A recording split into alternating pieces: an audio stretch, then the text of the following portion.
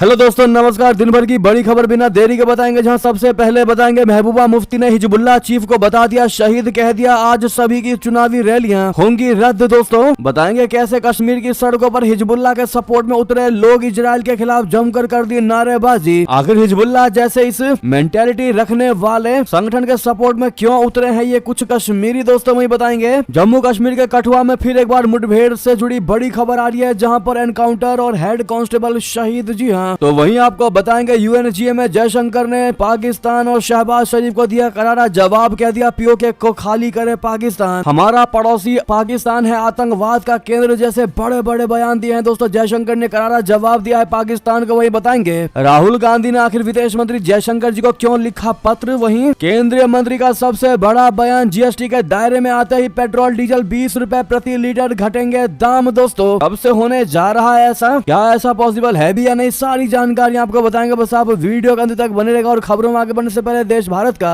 निरंतर विकास होते हुए देखना चाहते हैं तो वीडियो को लाइक करके चैनल को सब्सक्राइब करके बेल आइकन दबा के कमेंट में जय हिंद अवश्य कहिएगा। बात करें पहली बड़ी खबर की, जहां महबूबा मुफ्ती ने हिजबुल्लाह चीफ को बता दिया शहीद, कह दिया कल की यानी आज सभी की चुनावी रैलियां रद्द। दोस्तों इजराइल ने कातिलाना हमले में हिजबुल्लाह के चीफ हसन नसरुल्लाह को बीते दिन शुक्रवार को मौत के घाट उतार दिया। कई जगहों पर इसका विरोध हो रहा है। इसी क्रम में जम्मू कश्मीर की पूर्व मुख्यमंत्री और पीडीपी प्रमुख महबूबा मुफ्ती ने राज्य में चल रहे अपने चुनाव प्रचार को रद्द कर दिया। दोस्तों उन्होंने ट्वीट करके कहा कि लेबनान और गाजा के शहीदों खास तौर पर हसन नसरुल्लाह के साथ एकजुटता दिखाने के लिए मैं कल अपना अभियान यानी आज अपना अभियान रद्द कर रही हूँ। हम इस दुख और अनुकरणीय प्रतिरोध की घड़ी में फलस्तीन और लेबनान के लोगों के साथ खड़े हैं। बता दें दोस्तों कश्मीर की सड़कों पर हिजबुल्लाह के सपोर्ट में काफी की संख्या में उतरे हैं लोग, इजराइल के खिलाफ जमकर नारेबाजी करते दिखाई दिए हैं। दरअसल बेरूत में मारे गए हिजबुल्लाह प्रमुख की मौत के विरोध में भारत में भी प्रदर्शन किया गया, जो वाकई में किसी ने सोचा भी नहीं होगा। जम्मू कश्मीर के बड़गांव में हिजबुल्लाह के सपोर्ट में काफी भारी मात्रा में सड़कों पर लोग उतर आए। सैकड़ों की संख्या में पुरुष और महिलाओं को इस प्रदर्शन में इजराइल और अमेरिका के खिलाफ नारे लगाते हुए देखा जा सकता है। ऐसे में दोस्तों हिजबुल्लाह की मौत पर जिस प्रकार से जम्मू कश्मीर में ये रैली निकाली गई है, जबकि ऐसा बताया जा रहा है कि हिजबुल्लाह बहुत बड़ा खतरनाक इंसान था, लेकिन उसके बावजूद भी भारत जैसे देश में ये रैलियां निकालना वाकई में बहुत बड़े सवाल खड़े करता है। दोस्तों इस पर आपकी राय तो बनती है। वहीं बता दें जम्मू कश्मीर कठुआ मुठभेड़ में आतंकियों से एनकाउंटर, हेड कांस्टेबल हुआ शहीद, सब इंस्पेक्टर घायल। दरअसल कठुआ जिले के एक सुदूर गांव में सुरक्षा बलों और आतंकवादियों के बीच मुठभेड़ के दौरान शनिवार शाम जम्मू कश्मीर पुलिस का एक हेड कांस्टेबल शहीद हो गया और एक सहायक उप निरीक्षक घायल हो गया। अधिकारियों ने ये जानकारी दी। उन्होंने बताया कि बिलावर तहसील के कोग मंडली गाँव में मुठभेड़ शाम लगभग 5:30 बजे शुरू हुई, जब सुरक्षा बलों ने एक घर में आतंकवादियों के एक समूह की मौजूदगी की सूचना मिलने के बाद संयुक्त घेराबंदी और तलाशी अभियान शुरू कर दिया। अधिकारियों ने बताया कि शुरू में गोलीबारी कुछ देर तक चली, लेकिन बाद में दोनों पक्षों के बीच भारी गोलीबारी शुरू हो गई। उन्होंने बताया कि गोलीबारी में एक पुलिस हेड कांस्टेबल शहीद हो गया और सहायक उप निरीक्षक घायल हो गया। अधिकारियों ने बताया कि अंतिम सूचना मिलने तक गोलीबारी जारी थी। इससे पहले एक पुलिस अधिकारी ने कहा कि आतंकवादियों की मौजूदगी के बारे में विशेष खुफिया जानकारी के आधार पर सुरक्षा बलों ने कोग गाँव में एक संयुक्त तलाशी अभियान शुरू किया था। वहीं आपको बता दें जल्द से जल्द पीओके खाली करे पाकिस्तान, सीमा पार आतंकवाद के मंसूबे सफल नहीं होने देंगे। दोस्तों यूएनजीए में से पाकिस्तान को क्लियर मैसेज देते हुए नजर आए हैं विदेश मंत्री जयशंकर जी। बता दें विदेश मंत्री जयशंकर जी ने यूनाइटेड नेशन जनरल असेंबली के 79वें सत्र को संबोधित करते हुए पाकिस्तान को साफ तौर पर कह दिया है कि वो अपने कब्जे वाले कश्मीर को खाली करे। उन्होंने कहा कि हमारे बीच हल किया जाने वाला मुद्दा केवल एक ही है कि पाकिस्तान अवैध रूप से कब्जाए गए भारतीय क्षेत्र को खाली करे और आतंकवाद के प्रति अपने दीर्घकालिक जुड़ाव को छोड़ दे। मैं भारत की स्थिति को बहुत स्पष्ट कर देना चाहता हूँ कि पाकिस्तान की सीमा पार आतंकवाद की नीति कभी सफल नहीं होगी और उसे इसके लिए दंड भुगतना पड़ेगा। उसे दंड से बचने की कोई उम्मीद नहीं करनी चाहिए। जी हाँ, जयशंकर जी ने क्लियर कह दिया कि हमारा पड़ोसी पाकिस्तान आतंकवाद का केंद्र है और आतंकवाद को लेकर कोई भी मंसूबा उसका हम पूरा नहीं होने देंगे। जी हाँ दोस्तों, ठुका सा जवाब दिया है जयशंकर जी ने। यूएनजीए के मंच से शहबाज शरीफ को निकाल दी उसकी हेकड़ी। दोस्तों वहीं क्लियर कर दिया है जयशंकर जी ने कि हमारी बात होगी, लेकिन होगी तो सिर्फ और सिर्फ पीओके पर ही। जी हाँ, पाकिस्तान के प्रधानमंत्री शहबाज शरीफ के एक दिन पहले हुए भाषण में कश्मीर का मुद्दा उठाए जाने की ओर इशारा करते हुए जयशंकर जी ने कहा कि मैं बता दूं कि कश्मीर को लेकर भारत पाकिस्तान के बीच मुद्दा सिर्फ पीओके का है। हमारे बीच हल होने वाला मुद्दा केवल ये है कि पाकिस्तान के कश्मीर पर अवैध कब्जे को खाली करना है। वहीं आपको बड़ी खबर बता दे, जहां राहुल गांधी ने विदेश मंत्री जयशंकर जी को लिखा पत्र, तमिल मछुआरों की रिहाई का उठाया मुद्दा। दोस्तों लोकसभा में नेता प्रतिपक्ष और कांग्रेसी सांसद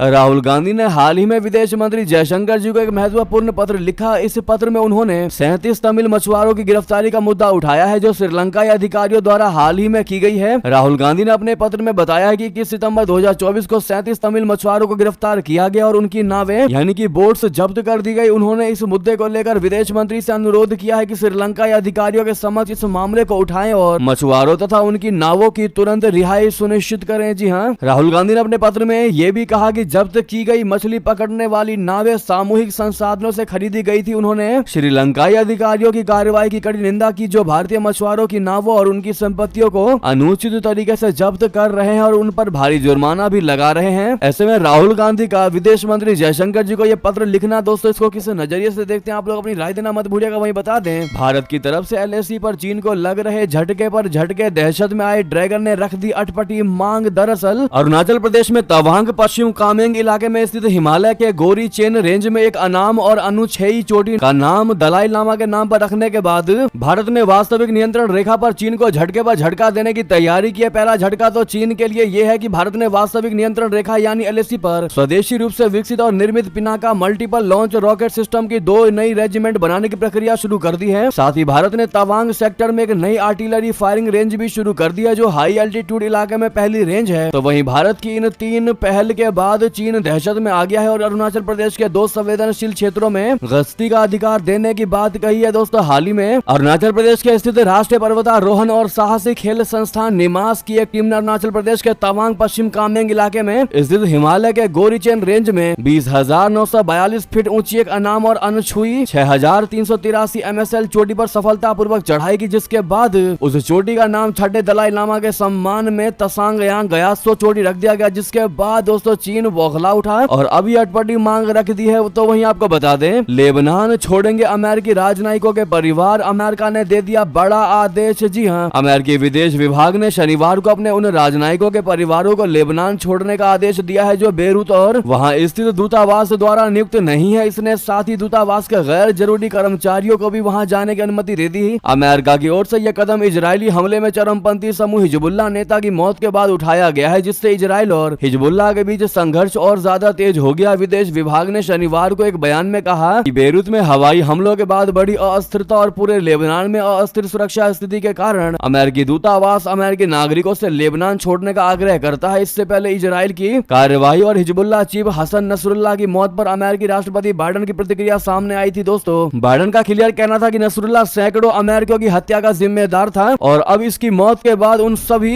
हत्या के पीड़ित परिवारों को न्याय मिला है। बता दें, बाइडेन ने कहा कि हिजबुल्लाह चीफ की मौत से पीड़ितों को न्याय मिला है। इसके साथ साथ अमेरिकी राष्ट्रपति ने लेबनान और गाजा में लड़ाई को खत्म करने के लिए राजनयिक समझौतों का आह्वान किया। अमेरिकी राष्ट्रपति ने बयान में कह दिया है कि हसन नसरुल्लाह और उसके नेतृत्व वाला आतंकवादी समूह हिजबुल्लाह 4 दशक के आतंक के शासनकाल में सैकड़ों अमेरिकियों की हत्या के लिए जिम्मेदार है। इजरायली हमले में उसकी मौत कई पीड़ितों के लिए न्याय का एक उपाय है, जिनमें हजारों अमेरिकी, इजरायली और लेबनानी नागरिक शामिल है। वहीं आपको बता दें, भारत ने नेपाल में 12 परियोजनाओं के लिए 47 करोड़ 40 लाख रुपए देने का कर दिया वादा। दोस्तों भारत ने नेपाल में शिक्षा, स्वास्थ्य, कृषि, पेयजल और संस्कृति क्षेत्रों में 12 महत्वपूर्ण सामुदायिक विकास परियोजनाओं के लिए 47 करोड़ 40 लाख नेपाली रुपए देने की प्रतिबद्धता जताई है। एक आधिकारिक बयान में ये जानकारी दी गई। भारतीय दूतावास और नेपाल सरकार के संघीय मामले एवं सामान्य प्रशासन मंत्रालय ने शुक्रवार को यहाँ इन परियोजनाओं के लिए सहमति पत्र यानी MOU पर हस्ताक्षर किए। भारतीय दूतावास की ओर से जारी प्रेस विज्ञप्ति के अनुसार ये 12 परियोजनाएं भारत सरकार से प्राप्त 47.4 करोड़ नेपाली रुपए की अनुदान सहायता से शुरू की जा रही है, जिनमें स्कूल भवनों और एक बहुउद्देशीय फाउंडेशन इमारत का निर्माण शामिल है। वहीं बता दें, शेख हसीना के जाने को मौके की तरह देख रहे हैं। दरअसल बांग्लादेश के राजनीतिक संकट ने कट्टरपंथियों के लिए खोल दिए दरवाजे। दरअसल बांग्लादेश में अगस्त में भारी विरोध प्रदर्शन के बाद शेख हसीना की सरकार गिरी और उनको ढाका छोड़ना पड़ा। हसीना सरकार गिरने के तुरंत बाद ही इस तरह की घटनाएं शुरू हो गई, जो एक खास ट्रेंड की ओर इशारा करती हैं। जैसे कुछ मुस्लिम महिलाओं को हिजाब पहनने के लिए कहा गया, सेकुलरिज्म की तरफदारी करने वालों पर हमले हुए और अल्पसंख्यक हिंदुओं को निशाना बनाया गया। ये सब देश में इस्लामी कट्टरपंथियों की बढ़ती ताकत का इशारा है। ब्लूमबर्ग ने अपनी रिपोर्ट में बताया कि कैसे राजनीतिक अस्थिरता और अराजकता ने बांग्लादेश में कट्टरपंथियों के लिए दरवाजे खोल दिए हैं। रिपोर्ट कहती है कि दुनिया की 34 सबसे बड़ी मुस्लिम आबादी वाला बांग्लादेश फिलहाल एक अहम मोड़ पर खड़ा है। पश्चिम के देशों और भारतीय अधिकारियों को डर है कि इस्लामी चरमपंथी बांग्लादेश में पैर जमा रहे हों। वहीं बता दें, इस मुस्लिम देश ने पाकिस्तान से खरीदे लड़ाकू विमान, भारत के करीबी देश से है दुश्मनी, क्या होगा इसका असर। दरअसल हाल ही में पूर्वी यूरोप और एशिया के मध्य में बसे मुस्लिम बहुल अजरबैजान ने पाकिस्तान से JF-17 ब्लॉक 3 लड़ाकू विमानों को खरीदा है। ये देश पाकिस्तान के बाद दुनिया का तीसरा ऐसा देश बन गया है जिसने इस विमान को अपने शास्त्रागार में शामिल किया है। इससे पहले इराक ने भी इन विमानों को खरीदा था। अजरबैजान के साथ हुई इस डील की अनुमानित लागत $1.6 बिलियन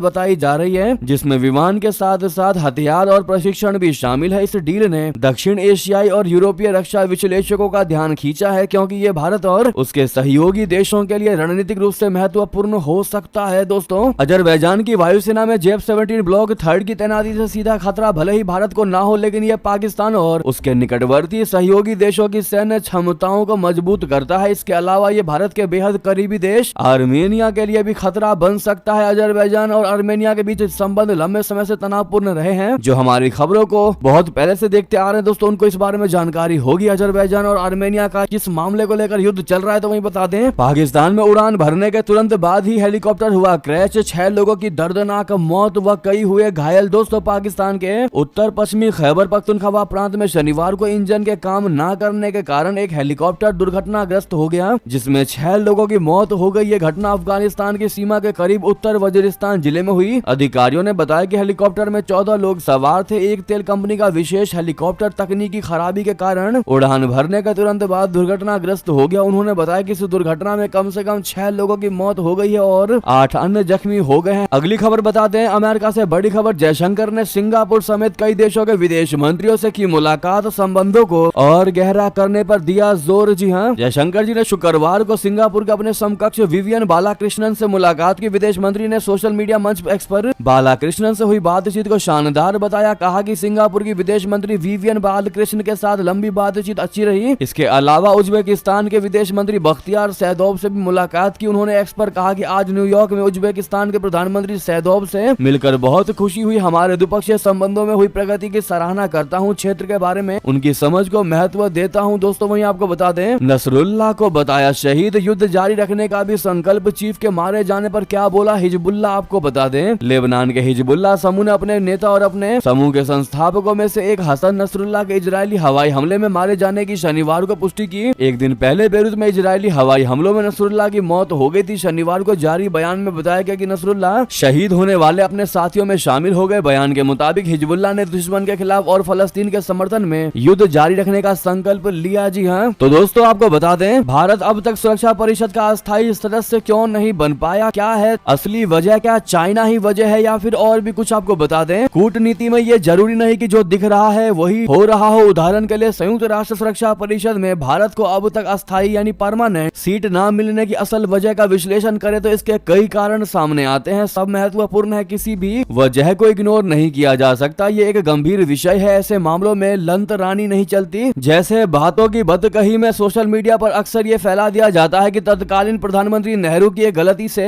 सुरक्षा परिषद की सीट और वीटो पावर भारत के हाथों से निकल गई। दोस्तों, भारत को सीट मिलने की बात कहां से शुरू हुई? दरअसल फ्रांसीसी राष्ट्रपति इमैनुअल मैक्रोन ने संयुक्त राष्ट्र की आम सभा की 79वीं बैठक में भारत को संयुक्त राष्ट्र की सुरक्षा परिषद में अस्थायी सीट देने की बात दोहराई, जबकि इससे पहले सुरक्षा परिषद में रशिया भारत की आजादी के बाद से ही भारत के परमानेंट प्रतिनिधित्व का पक्षधर रहा है। दोस्तों, वहीं बता दें, वीटो पावर बनने में भारत के सामने क्या है चुनौतियां, क्यों बार बार रोड़ा बन रहा है, चीन क्या है, पूरी बात बता दें। भारत के राजनेता दशकों से ये तर्क देते रहे हैं कि उनका देश संयुक्त राष्ट्र सुरक्षा परिषद सदस्य बनने का हकदार है। एक महत्वाकांक्षी महाशक्ति के रूप में भारत का मानना है कि उसे अनुचित रूप से उच्च मंच पर स्थान देने से रोक दिया गया है। संयुक्त राष्ट्र सुरक्षा परिषद में सुधारों के लिए प्रयासरत कई विदेशी राजनेताओं और वैश्विक संगठनों भी सुरक्षा परिषद की अस्थायी सदस्यता के लिए भारत की उम्मीदवारी के लिए समर्थन का व्यक्त किया है। हालांकि वहीं आपको बता दें, नेपाल में आफत की हुई बारिश, विनाशकारी बाढ़ से 24 घंटे में 66 लोगों की मौत की बड़ी खबर। जी हां, भारत का पड़ोसी देश नेपाल इन दिनों भयंकर बाढ़ की चपेट में है। मीडिया रिपोर्ट के अनुसार लगातार बारिश के कारण नेपाल में बाढ़ से कम 66 लोगों की मौत हो गई। कई दिनों से हो रही बारिश के चलते नेपाल के तराई वाले इलाकों में बाढ़ आ गई है। वहीं दूसरी ओर नेपाल के तराई क्षेत्रों में हो रही बारिश से बिहार में गंडक और कोसी नदी का जलस्तर काफी बढ़ गया है, जहां पर बाढ़ का खतरा मंडरा रहा है। गुरुवार से ही नेपाल के कई हिस्सों में बारिश हो रही है। नेपाल पुलिस के उप प्रवक्ता विष्णु अधिकारी ने बताया कि लगातार बारिश के कारण देश भर में मारे गए 66 लोगों में से 34 की मौत काठमांडू घाटी में हुई है। बाढ़ में 60 लोग अब भी घायल हुए हैं। देश भर में कुल 79 लोग लापता है, जिनमें से काठमांडू घाटी में 16 लोगों का पता नहीं चल पाया है। 3000 से अधिक लोगों को बचाया भी गया है। नेपाल के शिक्षा मंत्रालय ने मूसलाधार बारिश के मद्देनजर सभी शैक्षणिक संस्थानों को 3 दिनों के लिए बंद करने का निर्णय दिया है दोस्तों। तो वहीं आपको बता दें, चीन के टॉप इकोनॉमिस्ट महीनों से लापता शी जिनपिंग की आलोचना करने के बाद नहीं दिए दिखाई। दोस्तों, चीन में सरकारी थिंक टैंक के एक टॉप इकोनॉमिस्ट पिछले कई महीनों से गायब है। उन्होंने कथित तौर पर एक निजी ऑनलाइन चैट ग्रुप में चीनी राष्ट्रपति जिनपिंग की आलोचना की थी। चीन में एक सरकारी थिंक टैंक के टॉप इकोनॉमिस्ट पिछले कई महीनों से गायब है। उन्होंने कथित तौर पर एक निजी ऑनलाइन चैट ग्रुप में चीनी राष्ट्रपति शी जिनपिंग की आलोचना की थी। माना ऐसा जा रहा है कि जो भी चाइना में जिनपिंग की आलोचना करता है वो गायब ही हो जाता है। वहीं आपको बता दें, राष्ट्रपति द्रौपदी मुर्मू जी 4 अक्टूबर को आ सकती हैं बांसवाड़ा आदिवासी गौरव सम्मान कार्यक्रम में करेंगी शिरकत। दरअसल राष्ट्रपति द्रौपदी मुर्मू का अक्टूबर में राजस्थान का प्रस्तावित दौरा रहेगा। 4 अक्टूबर को राष्ट्रपति राजस्थान के बांसवाड़ा दौरे पर पहुंचेंगी, जहां मानगढ़ धाम पर जनजाति क्षेत्रीय विकास विभाग के प्रस्तावित आदि गौरव का सम्मान समारोह में शिरकत करेगी। इसी कड़ी में बांसवाड़ा जिला कलेक्टर डॉक्टर इंद्रजीत यादव ने बताया कि अभी राष्ट्रपति की बांसवाड़ा यात्रा का दिवस ही निर्धारित हुआ है। मिनट टू मिनट कार्यक्रम मिलन शेष है। इधर कृषि विभाग के सूत्रों ने बताया कि राष्ट्रपति गौरव समापन समारोह में विभागीय योजनाओं के लाभार्थियों को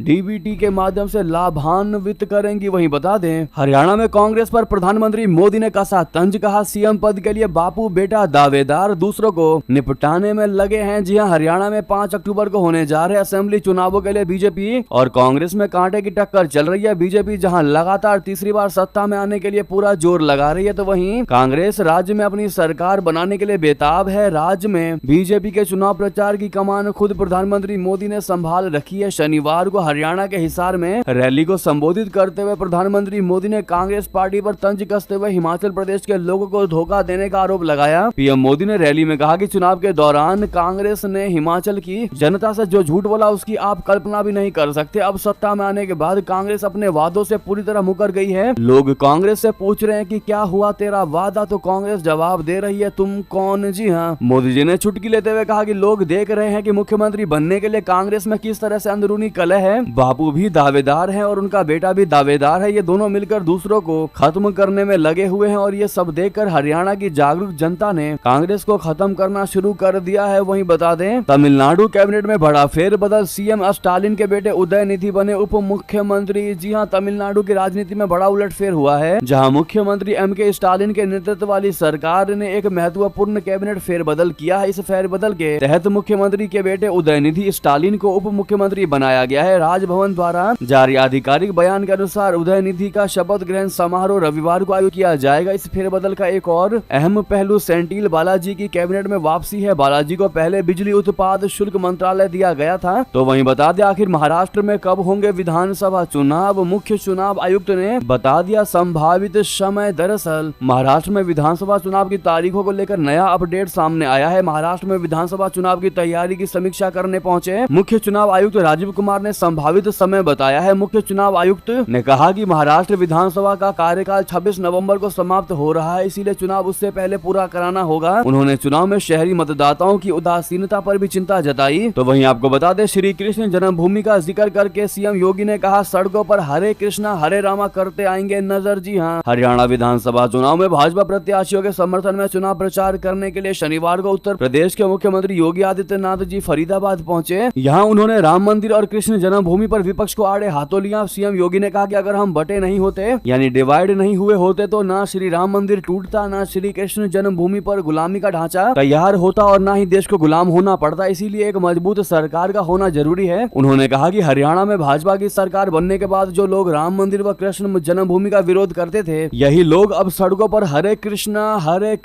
हरे रामा करते नजर आएंगे। योगी जी ने कहा कि कांग्रेस ने राम मंदिर विवाद का समाधान न होने दिया। कांग्रेस जिस विवाद का समाधान 65 वर्षों में नहीं कर पाई, वो प्रधानमंत्री नरेंद्र मोदी के नेतृत्व में साल 2019 में हमेशा के लिए खत्म हो गया। योगी जी ने कहा कि आज देश में जितनी भी समस्याएं हैं, ये कांग्रेस की देन है। देश के बंटवारे की त्रासदी कांग्रेस ने दी है। दोस्तों, वहीं आपको बता दें, कोविड में जान गंवाने वाले योद्धाओं के परिजनों को मिलेंगे 1 करोड़ रुपए। सीएम आतिशी का सबसे बड़ा ऐलान। दरअसल कोरोना महामारी ने पूरी दुनिया को एक भयानक संकट में डाल दिया था और इस दौरान कई लोग अपनी जान की परवाह किए बिना मानवता की सेवा में जुट गए। ऐसे ही 5 कोरोना योद्धाओं को दिल्ली सरकार 1 करोड़ रुपए की सहायता देने का फैसला किया है। इस प्रस्ताव को मुख्यमंत्री आतिशी ने मंजूरी दी। इससे पहले सरकार ने 92 लोगों के परिवारों को भी इसी प्रकार की आर्थिक सहायता प्रदान की थी। तो वहीं आपको बता दें, पेट्रोल डीजल अंडर जीएसटी, दरअसल जीएसटी के दायरे में आएंगे पेट्रोल डीजल, 20 रुपए घटेंगे दाम। दोस्तों ये बात हम नहीं बल्कि खुद